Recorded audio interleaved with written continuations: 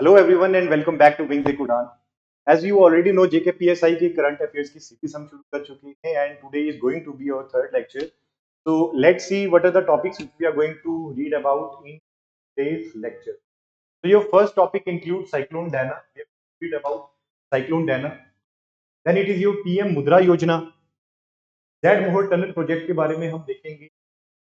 GI tagging मिली है आपके 8 SME products के बारे में हम थोड़ा सा देखेंगे. Then your Poumai Naga tribe news में हम इसके बारे में थोड़ा सा पढ़ेंगे. रंगानाथ मिश्रा कमीशन के बारे में कुछ इंपॉर्टेंट चीजें देख लेंगे. हार्ड मिसाइल डिफेंस सिस्टम के बारे में थोड़ा सा पढ़ेंगे. Then there are your fifth national water awards and as promised your one liner and MCQ. So stepping towards our first topic. Our first topic is Cyclone Dana. Yes, Cyclone Dana was in news because it was in itself a very severe cyclonic storm. And your cyclone Dana is your basically a tropical cyclone. इससे जो इस cyclone से जो affected areas रहे हैं वो हमारे रहे हैं वेस्ट बंगाल एंड उड़ीसा वाले कुछ एरियाज. इस ट्रॉपिकल साइक्लोन ने काफी ज्यादा loss of life and human property cause की थी.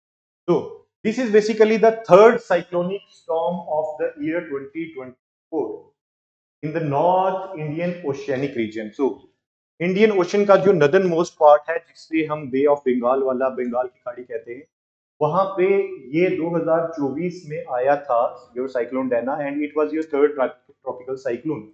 एंड 2024 का जो फर्स्ट ट्रॉपिकल साइक्लोन था its name was Remal. Rimal was the first tropical cyclone of the year 2024 and Rimal technically means sand. And the name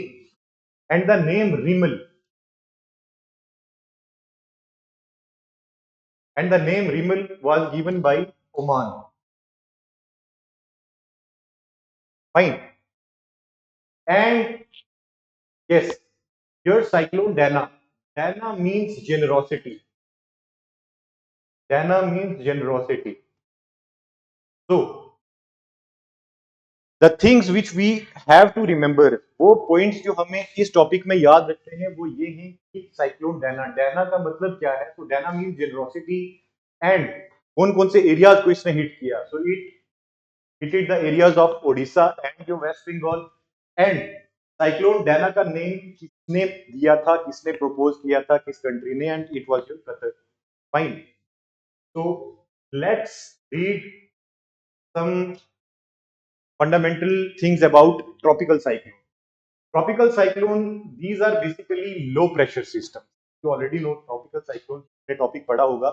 They might be knowing it is basically a low pressure system जो कि warm waters पे है.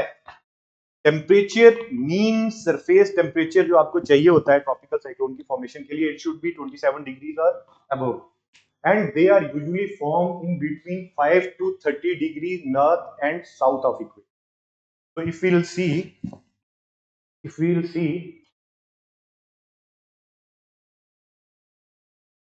see about the tropical cyclone,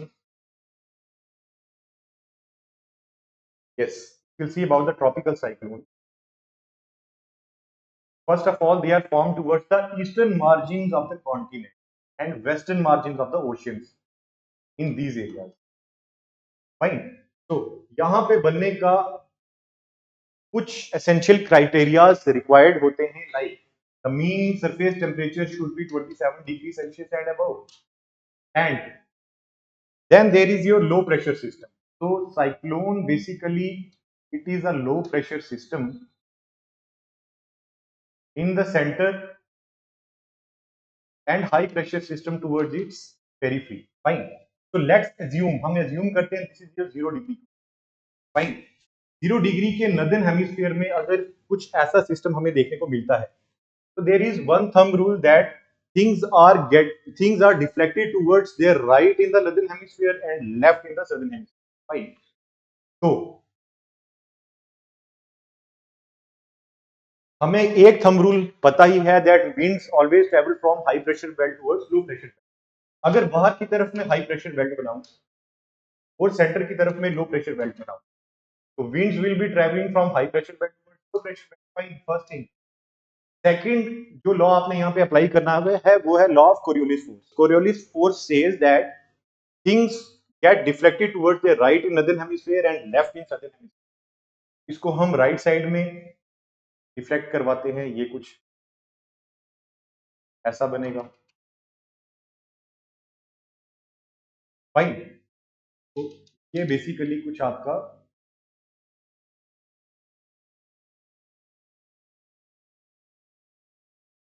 ऐसा system, यहाँ पे आपका low pressure रहेगा तो भाई की बाहर की तरफ आपका हाई प्रेशर है, and these circumstances eventually lead to the formation of a tropical cycle, right? Stepping towards our next topic,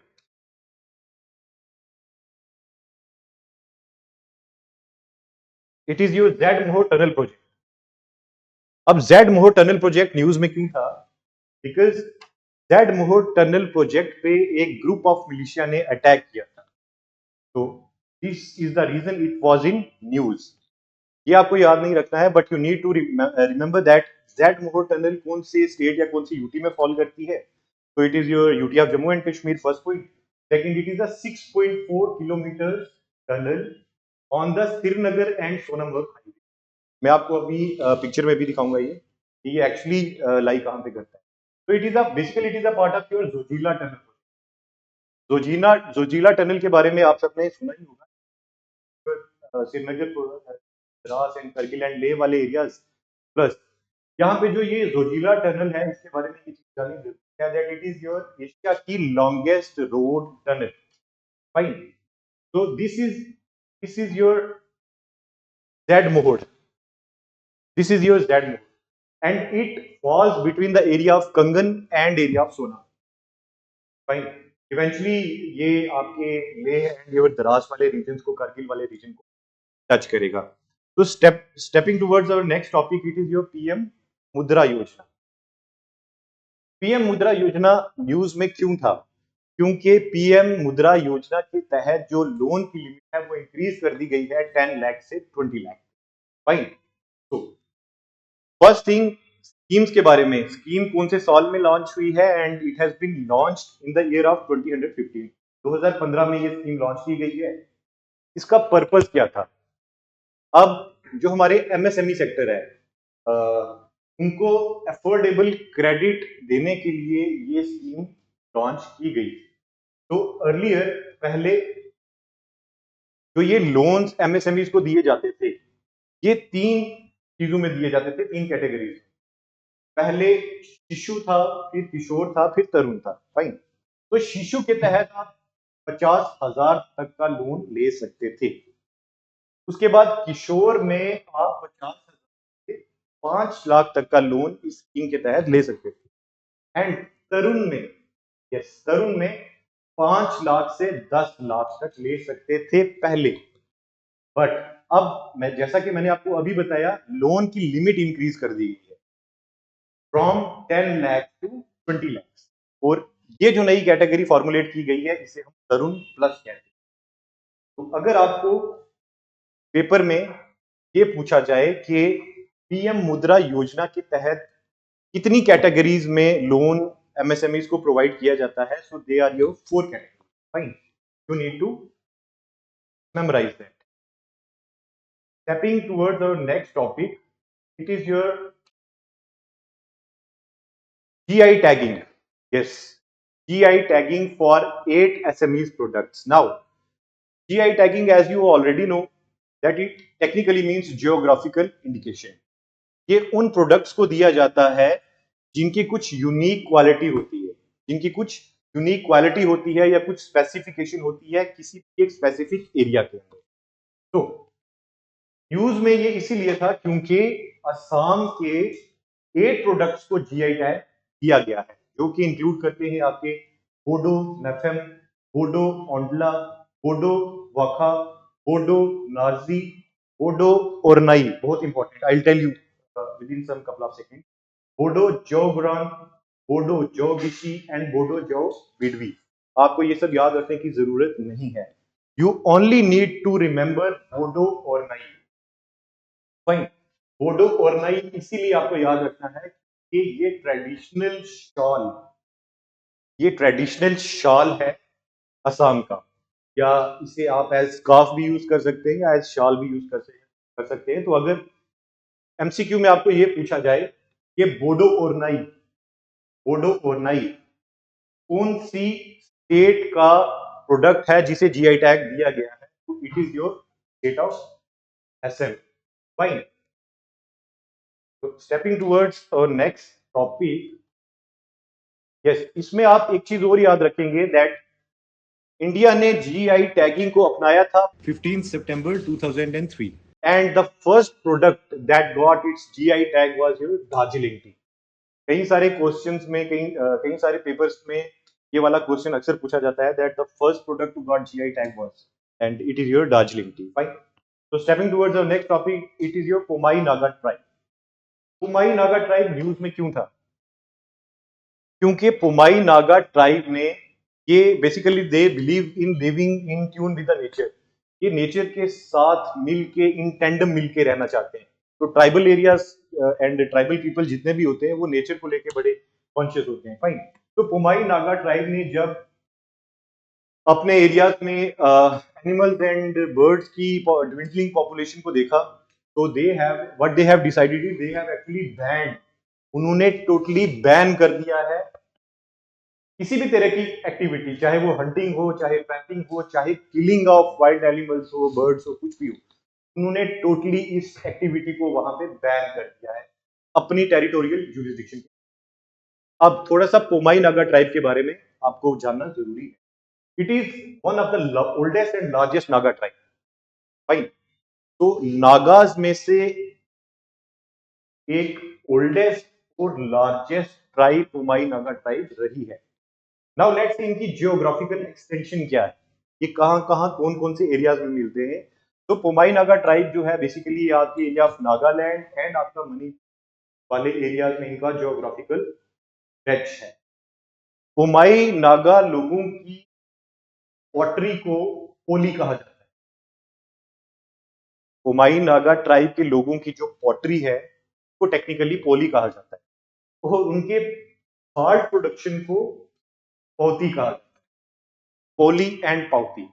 तो अगर आर्ट एंड कल्चर के को कंसिडरेशन में रख के अगर आपसे ये एमसीक्यू पूछा जाए कि पोली और पोट्री किस ट्राइब के साथ एसोसिएटेड है, आपका आंसर होगा कुमाई नागा ट्राइब। फाइन। तो stepping towards our next topic, it is your exercises in news. Fine. तो पहली एक्सरसाइज जो न्यूज में रही है वो है नसीम अल बहर। बहर का मतलब उर्दू में होता है समंदर, ओशन। फाइन। तो आप ओशन से ही आपको पता चल गया होगा कि ये naval exercise, it is a naval exercise. अब ये नसीम अल बहर कौन सी जगह पे हुई है? ये हुई है आपकी गोवा में। और किन किन कंट्रीज की नेवीज के बीच में हुई? ये हुई है इंडियन एंड ओमान की नेवी के बीच में। फाइन। तो the first exercise which was in news was Naseem Al Bahr. And Naseem Al बहर जो है वो बाहर से आपने याद रखना है, बाहर मीन समुद्र एंड समंदर इज नेवी। तो ये बेसिकली एक नेवल एक्सरसाइज है जो इंडिया और ओमान की नेवी के बीच में। Second is cousin. अब जब भी आपको कोई भी एक्सरसाइजेज आएगी, आपने एक ट्रिक लगानी है and most of the time ये ट्रिक काम करती है।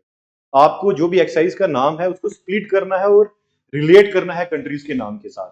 भाई, तो काजिन, काज से मतलब है Kazakhstan, and IND stands for India. So it is an exercise between the country of Kazakhstan and India. And to memorize it is a joint annual military exercise. एक मिलिट्री एक्सरसाइज, जैसे Naseem Al बहर आपकी naval exercise थी, काजिंड आपकी military exercise. और इसका venue कहां पे था, कौन सी जगह पे ये हुई है आपकी Uttarakhand. Fine. And yes, India and Kazakhstan जो मैंने आपको पहले ही बता दिया। Third is your exercise Malabar. Exercise Malabar नाम से ही पता चल जाता है दैट ये कोंकण वाला रीजन एंड जो मालाबर इज योर मालाबर वाला रीजन। राइट। तो ये मालाबर कोस्ट पे हुई है 4 कंट्रीज के बीच में, जो कि इंक्लूड करती हैं आपकी USA, India, Japan and Australia. Fine. So these are the four countries: India, Australia, Japan and USA. इन चार कंट्रीज का नाम सुन के आपको ये भी याद आया होगा कि यही चार कंट्रीज टेक्निकली मिलके क्वाड बनाती है। फाइन। तो जो माला एक्सरसाइज मालाबर है, ये मालाबर उस पे हुई है एंड ये चार कंट्रीज के बीच में हुई है। अब ट्रिक क्या है इसको याद रखने की कि वो चार countries they are a part of Quad. Fine. Okay. तो our next topic is Ranganath Mishra Commission. Ranganath Mishra Commission was in news. इसको technically national commission for religious and linguistic minorities भी कहा जाता है। फर्स्ट पॉइंट आपको ये याद रखना है कि अगर क्वेश्चन पेपर में आपको ये एमसीक्यू पूछा जाए कि national commission for religious and linguistic minorities को ऑफिशियली किस नाम से जाना जाता है, तो it is your Ranganath mission. अब थोड़ा सा थ्योरेटिकल सेंस में देखते हैं कि इसका पर्पज क्या था, इसका एम क्या था कमीशन। फाइन। तो इसका एम बेसिकली ये था कि ये एड्रेस कर सके ग्रीवियंसेस को। किन के रिलेटेड ग्रीवियंसेस को? तो जो आपकी religious and linguistic minorities, religious and linguistic minorities, ठीक है, तो उनको अगर उनकी कोई भी ग्रीवियंस है, उनका कोई भी क्वेरी है, उसको एड्रेस करने के लिए इस कमीशन को बनाया गया था। इस कमीशन की रिकमेंडेशन जो भी है उस पर बाद में वर्कआउट करके गवर्नमेंट के द्वारा। फाइन। इस कमीशन ने सजेस्ट किया कि आप डी लिंक कर दीजिए, आप डी लिंक कर दीजिए रिलीजन को शेड्यूल कास्ट से। फाइन। और शेड्यूल कास्ट को रिलीजन न्यूट्रल बना देना चाहिए, जैसे कि शेड्यूल ट्राइब एसटी। तो ST is religion neutral. ST में आपके कई डिफरेंट रिलीजियस एस्पेक्ट से लोग फॉल करते हैं, अगर आप देखेंगे।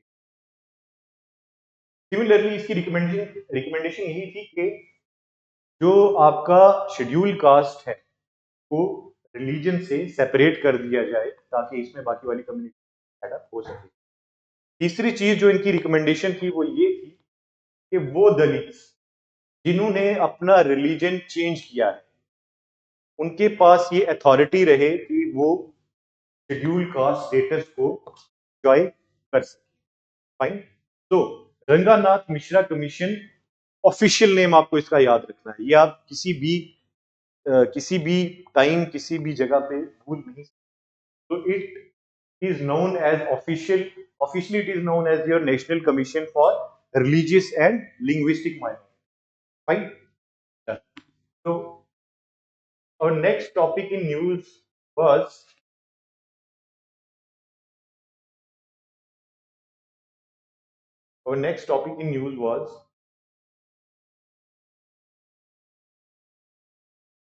Thahad Missile Defense System. Fine.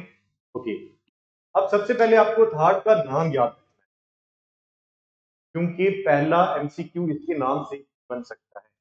तो थाड technically means terminal high altitude area defence battery system. Fine. Okay. Now it has been developed by, so there was a corporation in USA by the name of Lockheed Martin Corporation. The second point थाड missile defence system के बारे में। Fine. तीसरा आपको ये याद रखना है दैट इसमें जो टेक्नोलॉजी यूज की जाती है इट इज हिट टू किल।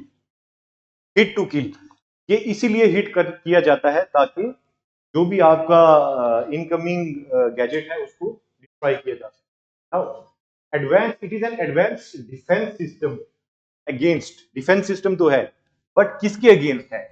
जो short and medium and intermediate ballistic missile है। अब जो बैलिस्टिक मिसाइल्स होते हैं ये आपको पता है, ये लॉन्ग रेंज बैलिस्टिक मिसाइल्स भी होते हैं, मीडियम रेंज भी होते हैं, शॉर्ट रेंज भी होते हैं।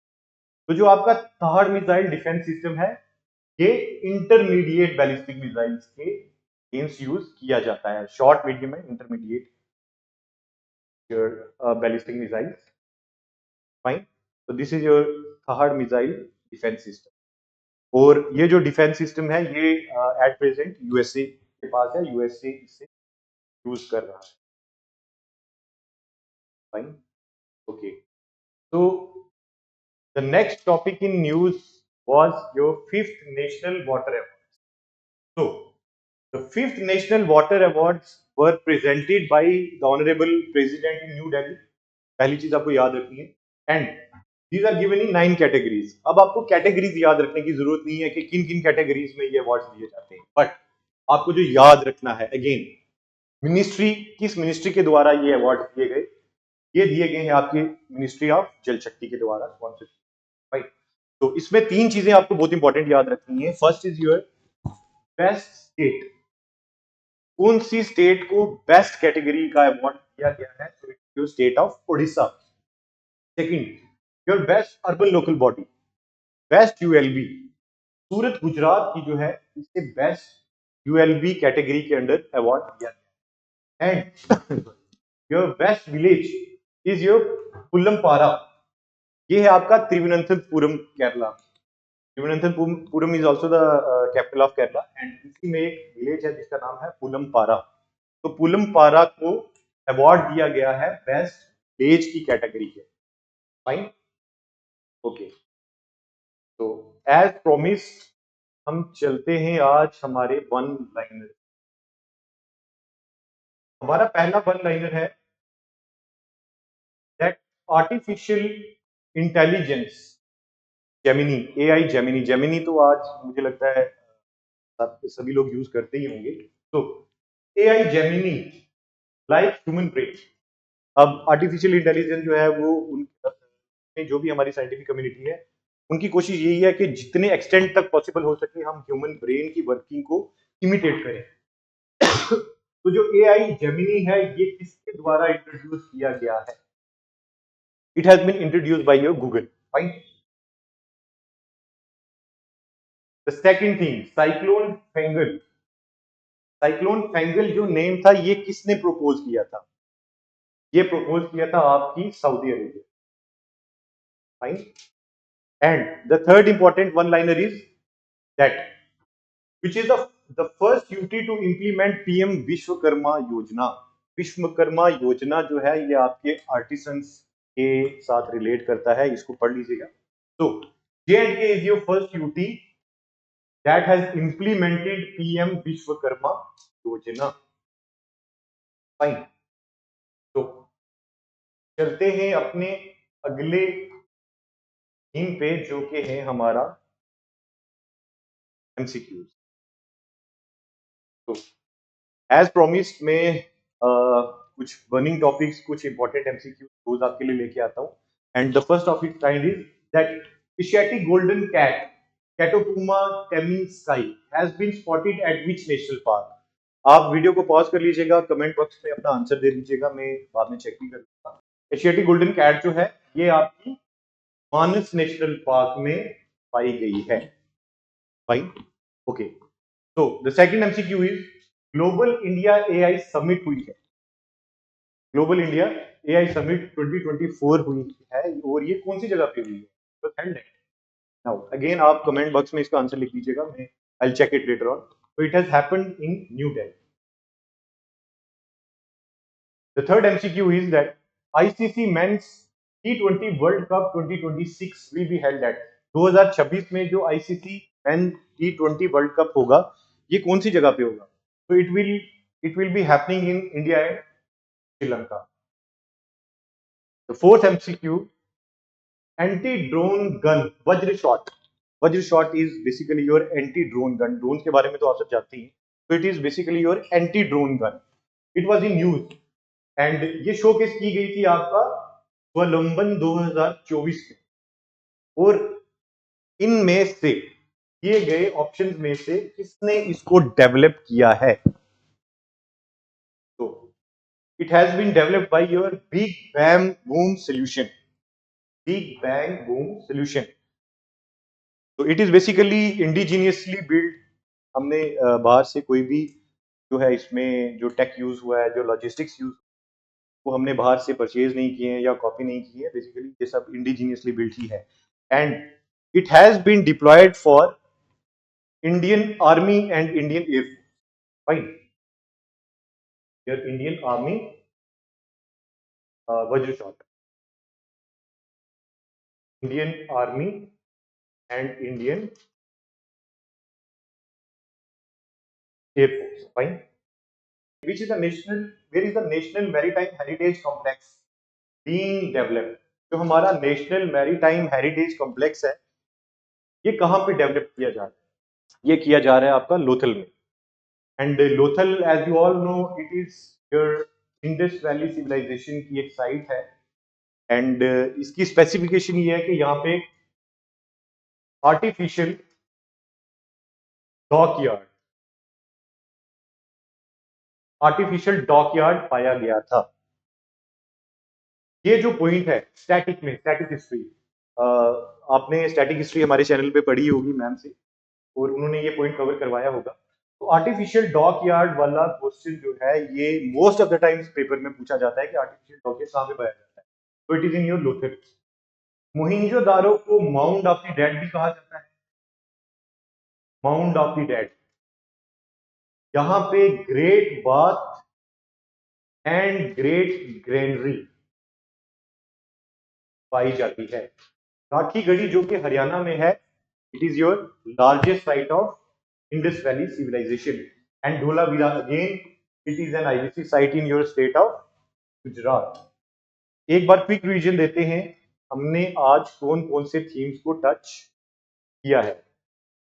तो we have read about your cyclone Dana, हमने साइक्लोन के बारे में पढ़ा, ट्रॉपिकल साइक्लोन के बारे में थोड़ा सा स्टैटिक देखा कि ये कैसे बनते हैं, कहाँ पे बनते हैं, and what are the essential criteria required for the formation of your tropical cyclone. Tropical cyclone बनने के लिए कौन कौन से एसेंशियल क्राइटेरिया होते हैं जो मिनिमम पूरे होने चाहिए।